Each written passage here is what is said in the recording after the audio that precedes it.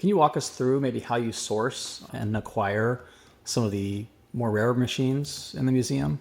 Yeah, absolutely. eBay is the first obvious place to look. We were actually pretty excited because we had some success with an eBay find recently. We've covered terminal servers, which are what handles the modem side of the connections for an ISP. And a lot of our fans have requested us to get an Ascend MAX TNT, which is a monster of a terminal server. It handles up to 672 concurrent calls. Those are very hard to find. Fortunately, we found one on eBay, but without a power supply.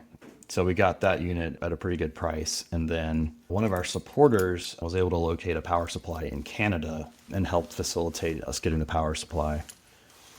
We also browse auction sites like highbid.com, and that's mainly where we find the true gems. Basically, stuff that no one else wants to buy and it's not marketed like it would be on eBay.